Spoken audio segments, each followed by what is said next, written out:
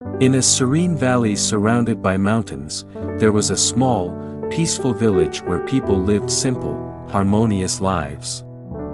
Among them was a respected teacher named Kiran, known for his wisdom and kindness. His understanding of the Buddha's teachings was deeply revered by all. One day, a wealthy merchant named Samir came to Kiran, distressed and disillusioned. Despite his great wealth and social status, Samir felt a profound emptiness and was troubled by the fact that some of his peers treated him with disdain. "Master Kiran," Samir began, "I have everything one could desire: wealth, power, and influence. Yet, I feel an emptiness within me, and I am troubled by the disrespect I sometimes receive from those around me. Why is this so?" Kiran listened attentively and decided to share a story. There was once a powerful king named Rohan, who was admired for his wealth and command. Despite his success, he was deeply unhappy. His counselors and subjects respected his authority, but there was always a sense of distance, as if his position created an invisible barrier between him and his people. One day, King Rohan encountered a humble sage named Nalin while wandering incognito in his kingdom.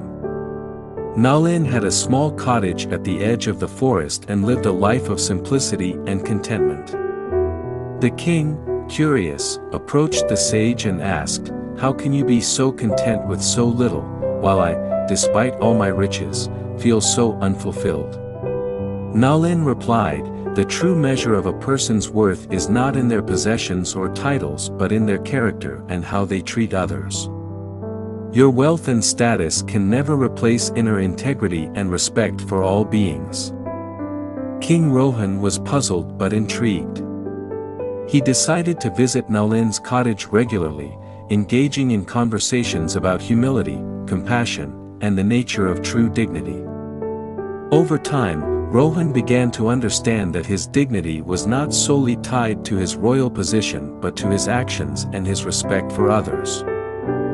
The king made a choice: he would rule with greater humility and kindness, using his power to uplift those around him rather than to dominate.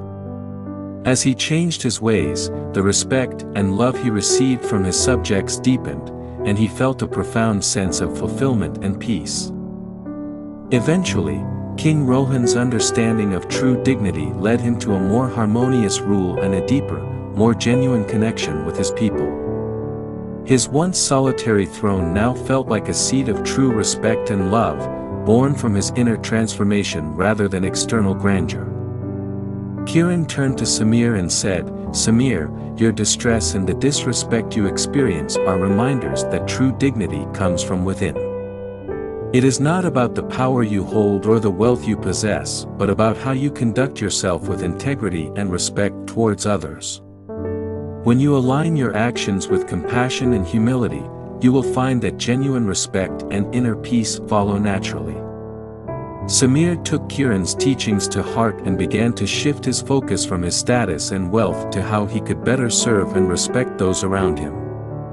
As he did so, he discovered a newfound sense of contentment and the genuine respect he had been seeking. Through this transformation, he learned that the most unfortunate fate in life is not the loss of wealth or power but the loss of one's own dignity through a lack of compassion and integrity.